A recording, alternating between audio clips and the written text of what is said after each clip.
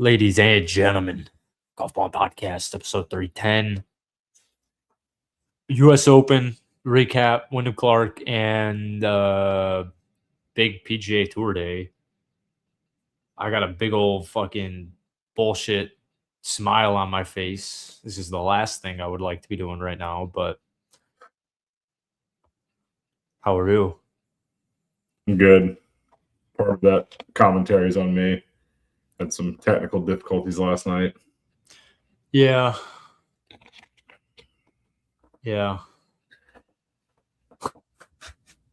I don't enjoy. I know. I genuinely have lost almost complete interest in this podcast, but the last episode did pretty decent on YouTube with the thumbnail.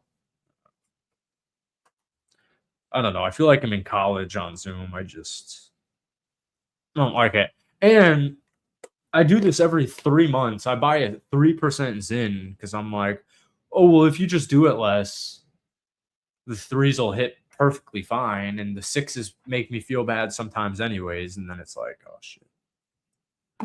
Then you go through the whole can in a day and a half. Mm-hmm. Yeah. Actually, there's only 15, so a day. Yeah. Yep. Yeah, it'll be less than. So it's been a big week in golf. I honestly just don't have it today. But Wyndham Clark, obviously, I picked him as I usually do in 2026. I'm 2 for 3 on major winners. So Ryan and I have actually been on point the entire year. You more so than me. I mean, I've had some close calls, but I think my winners are fewer and further between. I feel like I picked Wyndham to win a couple of weeks ago, but I could be wrong. Yeah, but you've picked him every week, so it was kind of like my sentiment of you just got to pick Scotty until he starts winning, and then you just keep picking Scotty. I can't remember many weeks where you weren't picking him. Well, I ran Brooks for a long time. I think I picked Wyndham to win whatever the heck he just won. It's hard. I lose track, but I feel genuinely I picked Rory and Augusta, like an actual pick. And then I picked this. I feel like I'm at 4 on the year. Now, if you just put it into Hard Rock, we'd be cruising.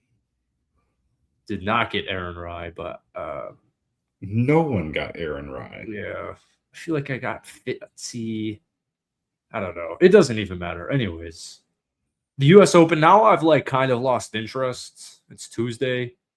Did you watch it? Yeah, I watched a good bit of it, especially Sunday. Cool. Saturday, I just kind of hung around until the afternoon and watched from like 3 o'clock on. Yeah. So got the leaders majority of their round. Yeah. Actually, no, all their round because they didn't tee off till late on Saturday. 3:45. Yeah, it was late on Saturday. It was crazy. So, but there was a lot of ups and downs. Xander was kind of like in it for a little while and fell apart on Sunday, shot a few over. Mm-hmm.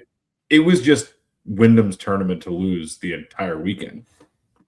I think they said he was the only wire-to-wire winner in God knows how long.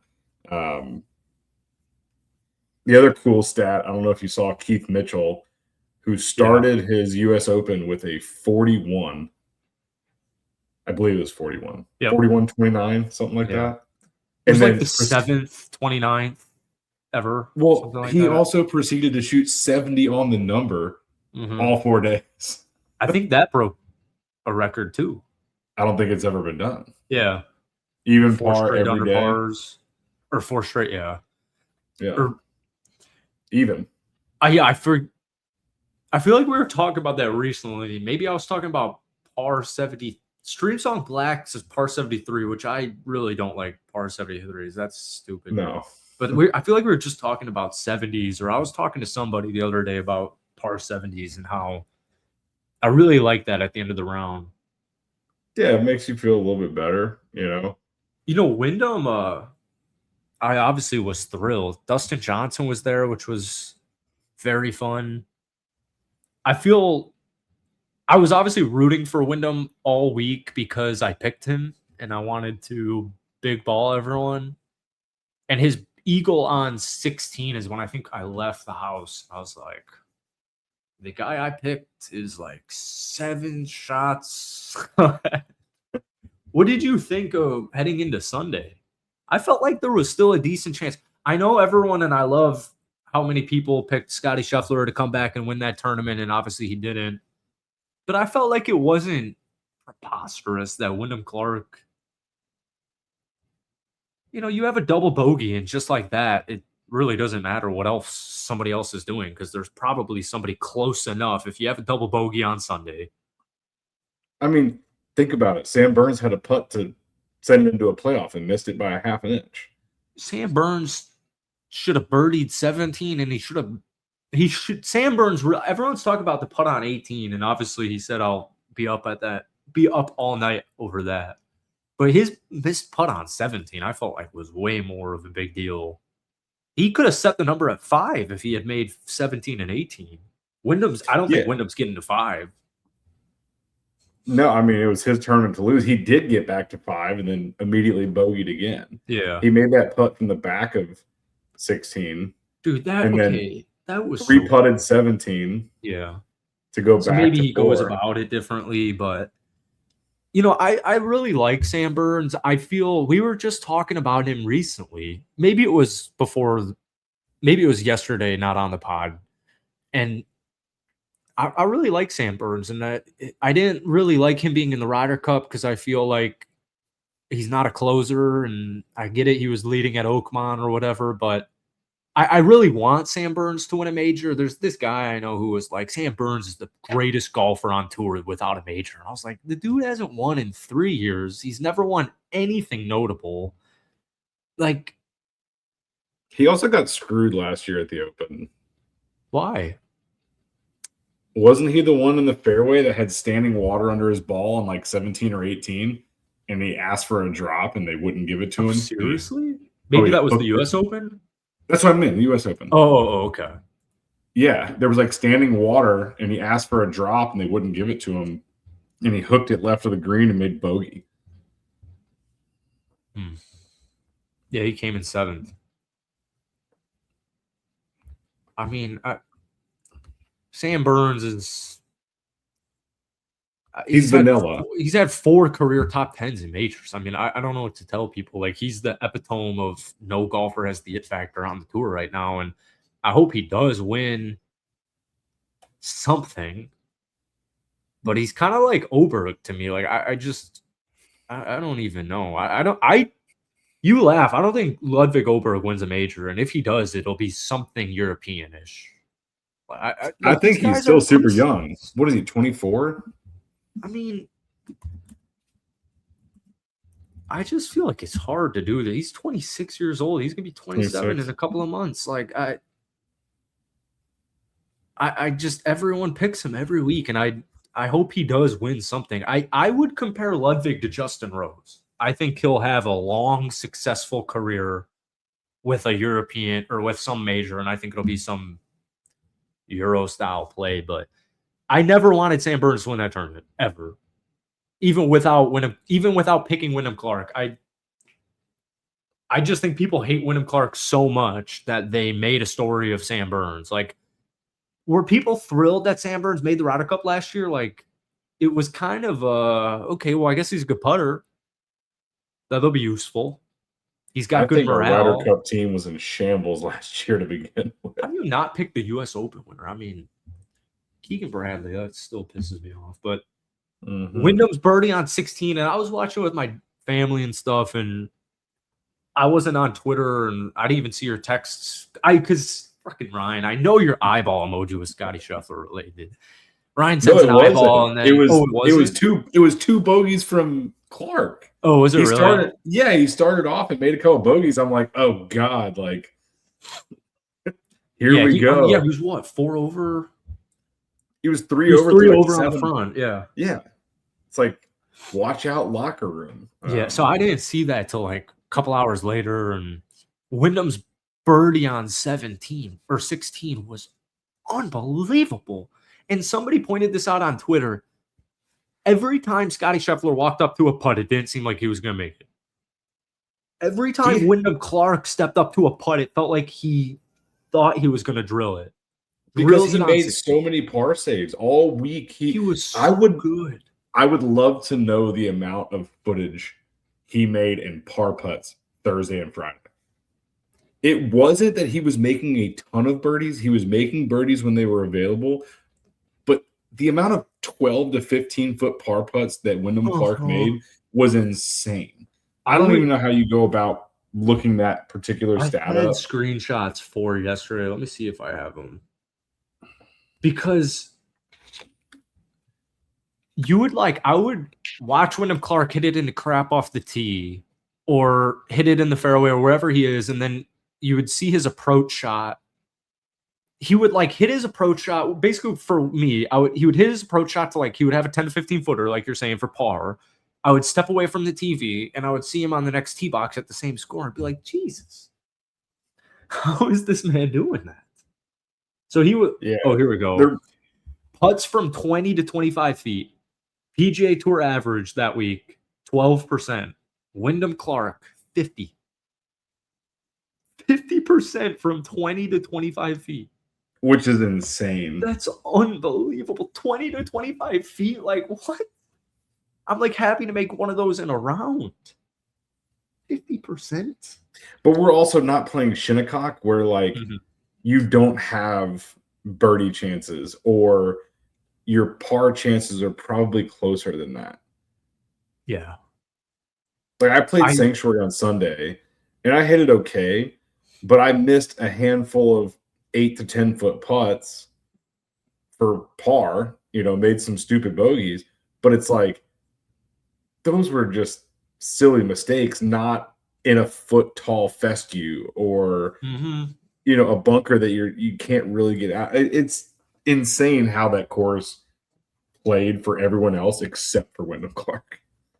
I felt originally that, and I still feel like they went easy on Shinnecock.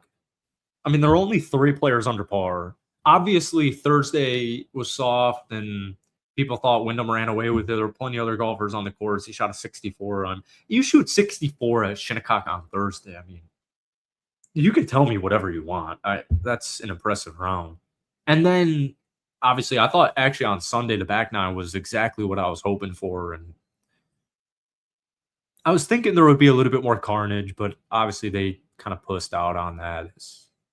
I think the outcome would have been a little bit different if Scottie was there putting pressure on him. But I think he fed off the fact that he was the one making putts. Scottie didn't hardly make anything on the backside. Scottie Scheffler, I had a bunch of stats for this. He had some opportunities, but Scottie, every time I hear about Scottie Scheffler, it's just he's not putting well this year. His iron play, he was 77th on the year or something. Maybe I've got it bookmarked. Last year it was 1 or something. And this year, of course I don't have it. He's not hitting irons at all well. Terribly. He's not having easy birdie putts. He's not having tap-ins. He's not having 5-footers. That's the funniest part about that argument. Is dude what? T6, T7?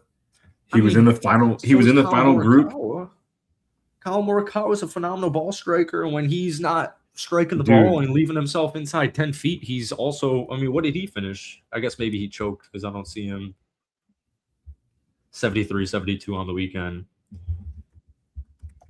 Scottie's different this year. I've been chirping Scottie a little bit this year because he thinks he's so casual and he wins Augusta and the PGA champ or whatever, and it's I don't really care. I just like my family and my wife and my kid. Well, I think that's a whole different argument, man. But you're the number 1 golfer in the world, and he bitched at Ted Scott last week.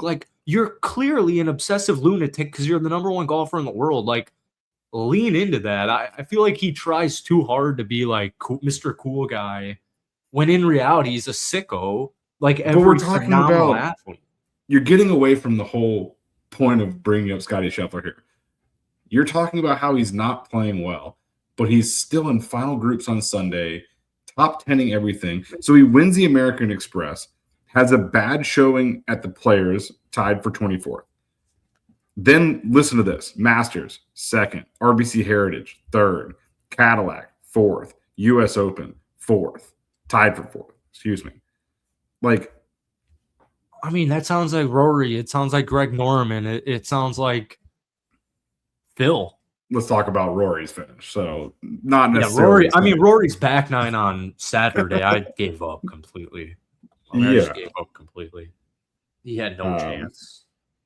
I had him in my picks with Wes. Oh, really? Yeah. What did he finish at? Like plus 6. Yeah, 73. He was suffering. He would have had to go on 67-67 to win, or 67-68.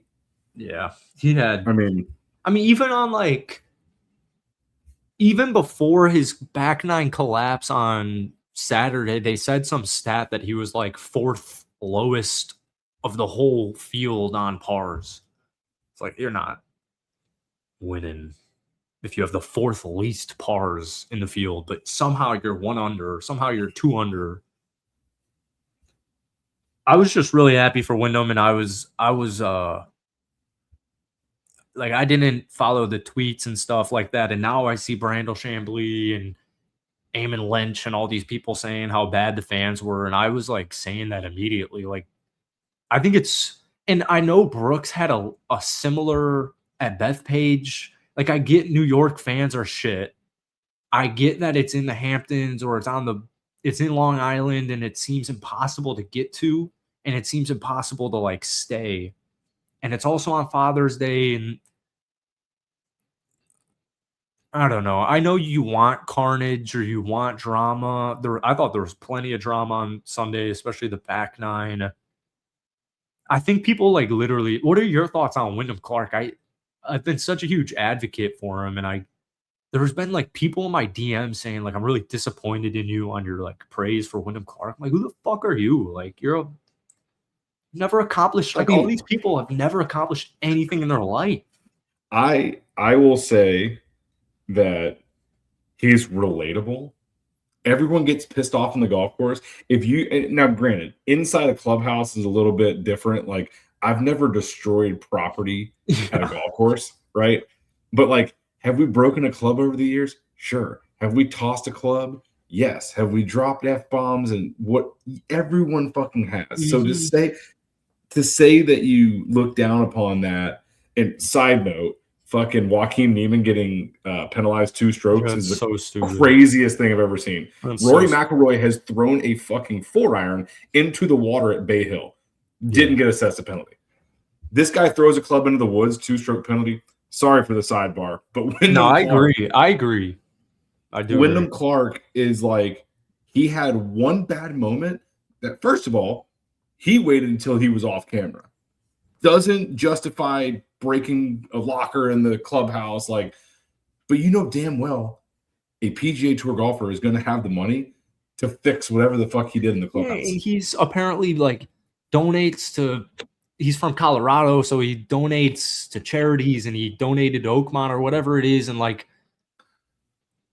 I've heard PGA Tour players say this happens too. It's not just Wyndham Clark that's had outbursts and stuff, and it happens. Oakmont's tough, and obviously that's what's so annoying. People just police other people, and it's what who are you? I mean, dude, if this was some wooden locker that was carved out of an oak tree that came from the property that was built, okay, I get it. If he beat the shit out of the superintendent live on TV, then yeah. But yeah, there's certain things that you have some grace, and I've always been. Once I learned he lost his mom to breast cancer, and people are plenty of people's moms have been lost to breast cancer. It's that's the point. He's a fucking person. You see it, the embrace he had with his dad. I could have cried if I was alone. It was kind of similar to Rory McIlroy winning both Masters. I was this means so much. And he had 30 people there hugging him, surprising, and being there for him. He's clearly not Patrick Reed. Well, you also have to commend him for the way that he handled the question. Like, even from Thursday, he gets asked a question. You know how easy it would have been for him to say, you know what, that was in the past. That's the old me. Let's move on. Like, he took the question head on. Yeah, he didn't deflect. He explained himself. He apologized 3 times over the weekend, including in his, acceptance speech. And even today and yesterday, he's still apologizing for it. But like at some point, people are going to forget. It's not. Yeah, it's not the biggest deal. Like, I found like Tiger's. A lot of people back in Wyndham like bring up Tiger, like, well, if he was a fucking, if he liked pills and stuff, it'd be all right. But there was a funny one where if he got in his Esplanade or his Genesis GV 630 and fucking was high on pills, it'd be fine. But you look at someone like Sergio Garcia, who's taken a golf club to tee boxes, bunkers, chopped at fairways and taken these huge unnecessary divots. And it's like, that is way more harmful than something off camera that happened in a locker room. Like, that's what doesn't get. I mean, now, don't get me wrong, everyone hates Sergio Garcia, so that's just par for the course. But he's also not American too, and all this crap's happening on American soil. Or like, I think an American winning the U.S. Open, like I think you should just have some patriotism, like even versus Sergio. And then obviously, like, he had beef with Tiger and the rivalry with Tiger and stuff. And I don't think going into Sunday there was anybody not from America that was. Yeah, Tom Kim, I guess. Yeah, he kind of tried to make a. Yeah, I was rooting for him to make some putts. Yeah, he's cool. I like Tom Kim. Clark Burns, Keith Mitchell, Scheffler posting. Now, could you imagine if Sam Stevens won? I'd have to eat my words on no one that we don't know is going to win this tournament. Yeah. The whole time I was just waiting for that to be a storyline. Yeah, it didn't stand a chance. No. Do you have any merit to Wyndham Clark cheating? I saw the one video where he stepped behind his ball, but you also can't see his ball. So like, and he was so fast. Like, that just seems. But like, if your ball doesn't move, I think it's definitely illegal if that's what he was doing. But I also think players put their club behind the ball and press the grass down because that is legal. You depress the grass down so you can take a swing and see the back of the ball. If your ball moves, that's on you. You address it. It's a penalty. You can't, like, people that are claiming that, tell me where your like visuals are coming from, because the clip you're showing, the ball is this far under the fucking fescue and you can't see anything. So I feel like Rory does that all the time. Like, that's just a normal fucking thing. I do it on the golf course. Like, I found that normal. Yeah, I think stepping on it is a little bit different, but that was interesting. I did find that one interesting. I think it would be stupid if but then, I mean, I guess you're in the fescue and stuff, and I am sure, like, I know Reed got flack for that too, and I'm also sure there's more golfers than Reed doing what Reed did. He was swiping sand out from behind his ball. It's a little different. You can kind of see the imprint of the club. Yeah. A little bit different. Yeah. So congrats, Wyndham Clark. Never doubt.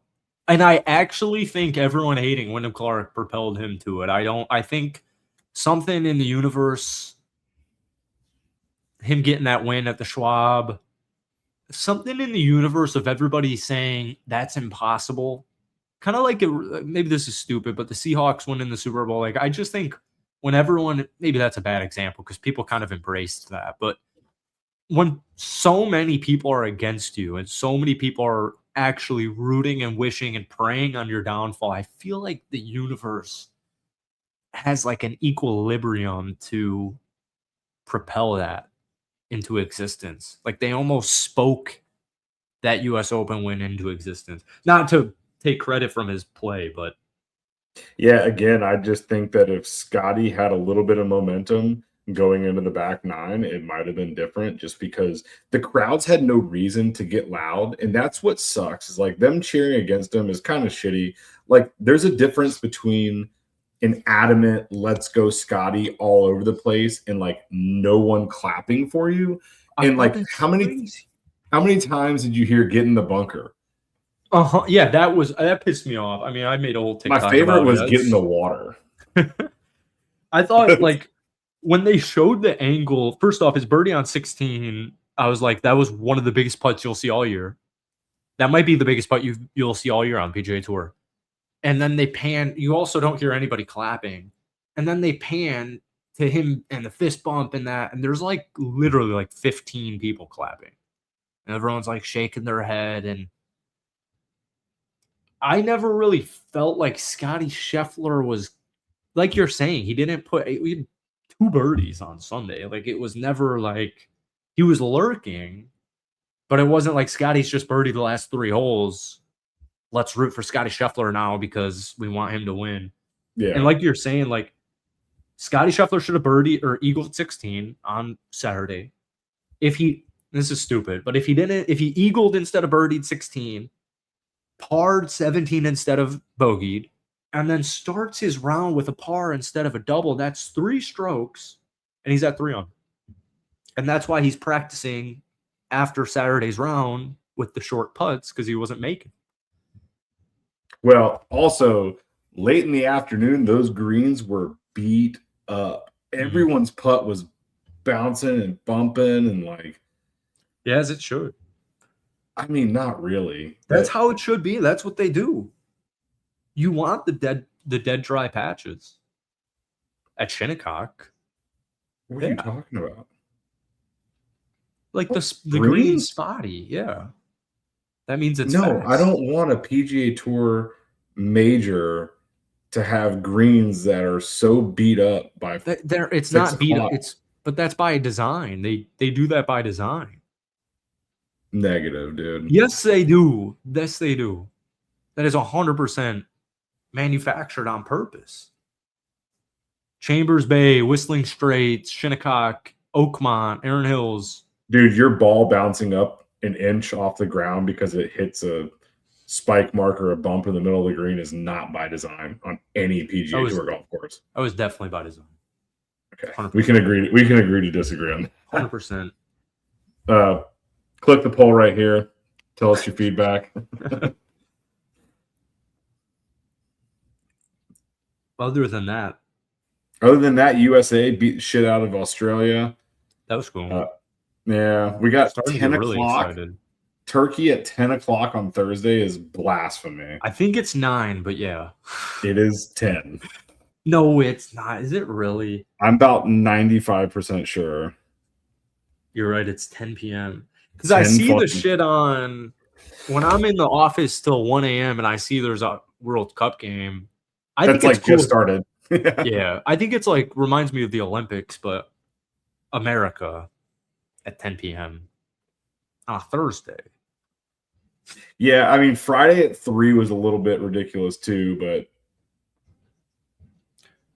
give us some prime time, USA. I missed the first one, like Australia at like 10 a.m. or whenever the hell. I completely missed it. I like knew they were playing. Was Paraguay. I watched Paraguay, and I don't wake up before 10 most days. I don't know. You had a stint there for a little bit where you were waking up early and playing golf, and then you kind of. I wake up early for golf. Yeah, but then the issue is I stay up after golf till 3 a.m. and then I'm so exhausted because I woke up at 6, and then. Yeah, but if you just treated it the same way and woke up and got your shit done. Well, I get my shit done at night. So like by 1 o'clock, I have all my stuff done. I get all my stuff done the night before for like around 1 o'clock. So if I want to go outside or whatever it is, I have some lenient time, or if I wake up and I want to get after it, I really genuinely can't wake up. It's becoming a bad issue. It really is. And like, not to bring the whole morale down, but like I'm having a shitty day here because the vitiligo, it's all over my fucking face. And like now I see it. You put on this cream that they gave me, and it burns, and it's not burns, but it's like a sensation, and it's a little itchy, and the normal side effects, and it like makes it all bright red. And you do it twice a day, and so I like wake up today and I do it, and I'm like, holy shit, it's like all over my fucking face. And I'll be honest, I can't even really tell. I don't think you could tell in like something like this. You can see the forehead though. And then like, yeah, this angle is not going to show you anything other than the forehead, but I have it like all on my eye. It's like my whole right side of my face. And I've been wondering what it was for the last like 3 years. And then that's what it is. But now I got to get blood tested shit. So my like right eye is fucking spazzing all the goddamn time. And I even quit coffee. So I just have like health scares today. I'm like just all in my head and crap. I haven't left the house really, but not sure why. Is the sun bad for it? So like it depends. A lot of people think vitiligo is like at this point it's like dietary, and that like some people like my dermatologist was like, definitely don't get sunburned again. Definitely put sunscreen on every hour. But then also at the same time, some people are like the sun is actually really good for you if you don't wear sunglasses, and like sunscreen's like poison and cancer. And so who the fuck knows, honestly. Yeah. Well, not to beat you while you're down, but your microphone's going out, I'm pretty sure. I hope it's just my AirPods. I can hear you. I can hear you, but it's like quality is weird. This whole apartment, I'm hoping it's just my AirPods. You know, we tried something new tonight. I wanted the sound to be better. I don't have the 1 bar thing. Yeah. Which is good. You sound like Darth Vader to me right now. Really? It's pretty cool. I feel like Darth Vader. I'm in my big time villain arc. Dude, you know what? Like, somebody told me I was 40 years old yesterday. I was like, are you retarded? And not to shit on this guy, but he was like sucking my cock in my DMs like 4 days ago. And so I give him a follow, and now he thinks we're like best buddies, and hopefully he fucking listens to this. Because you're really close. You're really close, buddy. You're a fat slob who's not good at golf. And I'm perfectly fine telling you that. This guy was like, this guy's not local. No. He's like, I think he's like Baltimore. He was like, I was like, overlap's outdated. And he's like, you're outdated, aren't you? Like 40? I was like, 26 years old. And he did the, this was funny, the meme from Benchwarmers. I am 12. Yeah. The good news is I think it was my AirPods because I just took them out and you're okay, nice and clear. So sorry to anybody who's being a part of my villain arc. I had some fucking pussy tell me like, are you this retarded or whatever? And I was like, well, I don't know you, so take a guess. And he was like, actually, we have met. I was like, where do we meet?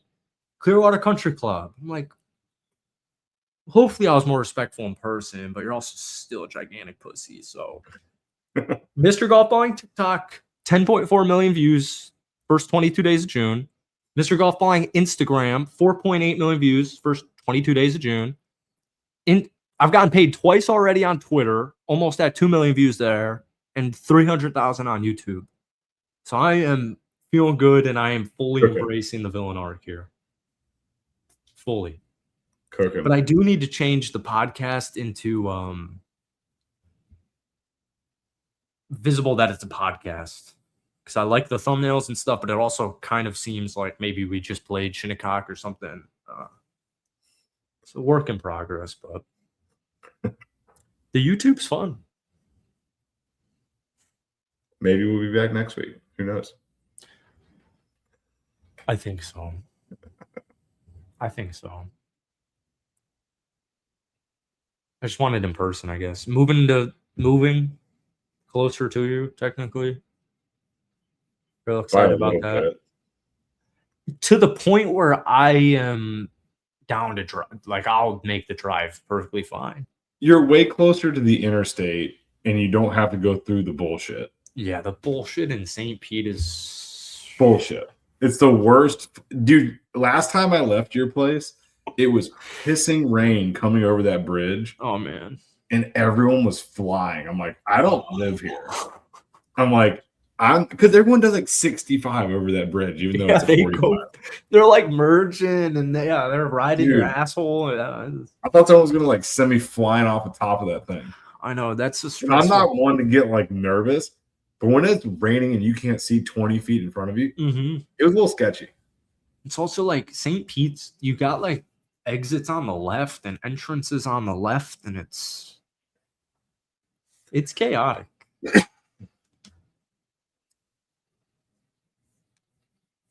Oh, and then PGA Tour change. Yeah, that's going to be fun. Match play. Let me pull up the tweets. I'm really hopeful that they get that going. I got it somewhere. Because did you see, like, when I first woke up and saw that news, I was like, oh, they're doing match play, and they're going to Seminole, and they're going to Cypress, and they're going to Pine Valley. But it's East Lake until 2027 with the hope that they'll be able to go to events like that. And the idea of turning it to match play, which I feel like match play is way more likely than having like a tour championship at Pine Valley. But I still think they'll be able to get something. I don't know if it'll be Pine Valley. I don't think, I obviously never been there. From the videos and pictures that I've seen, I feel like that would be a very hard golf course to spectate at. It seems like that would be impossible. It seems like, from what I've seen online, is like maybe the Tour Championship is perfect for it because it's a smaller venue or a smaller field and stuff. But yeah, I also don't feel like they seem like a club to do something like that. But either way, the idea and the concept, and I feel like I've hyped Brian Rolop a lot because he's just being aggressive as opposed to Monahan. But then you've got the PGA Championship Series and the PGA Tour Challenger Series, which I don't know. I like the idea. I like the concept. Now you've got the PGA Tour and then the Korn Ferry Tour and then the Korn Ferry 2.0 Tour. And then you've got like Max Homa technically would be outside of it. Sahith Theegala from last year would have been outside of it. So these guys are playing on the Challenger Tour, and obviously they have to coincide with each other. So I don't think I'll ever watch really the Challenger Series or the Korn Ferry because I never watched the Korn Ferry. Well, I think it's going to be kind of like the John Deere Classic is now on the Challenger side. You know what I mean? To where like it's just not an elevated event. They're just not calling it an elevated event anymore. And the field is going to be different and more players are going to get in because the Rorys and the Scotties and the, Sam Burns and the Wyndham Clarks aren't going to play in it. Yeah. It's just going to be your amateurs that have qualified, some Korn Ferry guys, and the lower tier PGA guys. I don't necessarily think it's going to be any different than we have now. They're just renaming it, is the way I took it. When you word it like that, I think it's cool that the John Deere Classic could be going on at the same time as like maybe the more, I know those don't coincide, but like I'm not going to watch, like even the Travelers here, like the only reason it's cool is because they made it an elevated event. Like I don't, like I get the fans' perspective. I think it's just going to be a differentiation between elevated event and not calling it an elevated event. I could be wrong. I could be mistaken, but I think that's the way they're framing it. I think you're right because they say Boston, Denver, New York, Philadelphia, San Francisco, Seattle, Washington, D.C. are like going to be implemented onto the Challenger Tour or the Championship Tour. So I think you're right, or it sounds right. But I'm not like, even if Sahith Theegala and Max Homa are in the John Deere, but it's also a different, bigger PGA event, I don't feel like I'm going to watch it. But the whole relegation and promotion concept is interesting and cool. What I thought of immediately was like, if I'm the 92nd ranked golfer on the PGA Tour, I feel like this really sucks. You know what I mean? Like, unless you're like Rory McIlroy or now Wyndham Clark and Scotty Scheffler, like it seems like, oh crap, I need to like start playing golf so I'm not on the Challenger Tour. I just wonder if they're actually going to coincide or it's going to be they say it. I mean, because it has to. No, it doesn't. there's 22 to 23 events on the main tour, and then there's 20 events on the Challenger Series, hosted at familiar PGA Tour venues. So you're right there. And then you get a last chance featuring 4 to 6 events in the fall, where a limited spots on the PGA Tour Championship Series. See, that seems interesting. If it's Max Homa and Sahith Theegala, or I'm not picking on those guys. Webb Simpson from the Kyle Porter tweet is why I keep saying those names. But I think it's seems like a cool promotion. Sounds cool. Get some 120 in the field and promotion and all that. I think you'll see a lot more amateurs in Korn Ferry guys working their way up. Yeah, it seems it makes it easier. It makes it an easier access because then you can kind of graduate into Challenger. And I didn't realize that there was 22 and 20 or whatever it is. They're going to have, like you said. Yeah, there's a ton. There's 20 of them. Yeah. So I think that's – and then you have the Korn Ferry. So no one was watching really the Korn Ferry in general, but – And my boy Jackson Coyven taking away low amateur U.S. Open. He's cool. And the other one, Cohen's cool too. Yeah, they tied, I guess. But I hope Coyven figures it out. He's a good fucking golfer. Yeah. And Miles Russell. Or is it Miles? I feel like I keep switching. He's young as shit. He's 17. Yeah. I don't think he finished very well, but. Well, he had the lowest. He had he broke something, but I don't know how the finish was. I don't know. So right on to Brian Rolop. Yeah, he was +7, which is pretty wild. I don't know why I thought he did worse than that. Damn, Brooks Koepka was 10 over. Dang. Get healthy. What was kind of crazy to me is seeing some of these guys that made the cut and then finished 18 over. I didn't even see the bottom of the leaderboard yet. Oh, man, Patrick Rogers. Yeah, Russell Henley. It's an 80 on round 3. Jackson Van Paris, I hear, is a Conway kid, so I was rooting for him. He was Jackson Van Paris. He shot even par on Thursday, and it was cool. He was up there. No back-to-back for Bud Cauley. Then what do we have? We got the Travelers. And then the John Deere Classic, speaking of. And then the Scottish Open and the Open. Want to do a Travelers pick? Keegan Bradley is defending. I really can't believe that Scotty Scheffler is playing in this, but he doesn't want to get delegated. Relegated. There's a lot of names playing in this. Wyndham Clark's playing in this? That's crazy. Wyndham Clark's playing in the Travelers Championship. I'm gonna stick with my boy Xander. Okay, is he in? Yeah. I just do Scotty, Tommy Fleetwood, Xander, Ludwig, Cam Young, Fitzpatrick, JT, Henley, Sam Burns, Siwoo Kim, Morikawa, Cantley, Spawn, Wyndham Clark, Aaron Ryan. No respect for the U.S. Open champion. They got fucking Wyndham Clark at +4,000. For reference, Scotty Scheffler is +450, so he has basically 9 times or 8 times worse odds to win. So Matthew Fitzpatrick, I feel like he's a little tired, but I'm just going to say his name to say his name. Matthew Fitzpatrick. I'm going to go Chris Goddard. I like it. I'm going to go Chris Goddard. That was what it was. I got Chris Goddard in the first week of the season to start it off. All right, you got Xander. I got Goddard. You want to do a sleeper? Can do that. I was rooting for your boy Sahith. Yeah. I'm going to go Hideki for a sleeper. Hideki, okay. Bounce back after last week.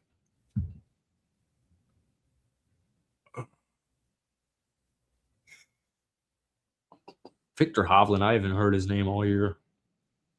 I can't do that. I'll go Tommy. I can't pick Tommy Fleetwood as a sleeper, can I? This is a really good field. Second best odds on the field. Really? Yes. That would be quite arguably the exact opposite of what we consider a sleeper. Let's see. Scotty 1-4. Keegan 1-2 of the last 3. Xander 1-22. I didn't know that. Harris English, Dustin Johnson. I'll go Adam Scott for whatever reason. I like it. All right.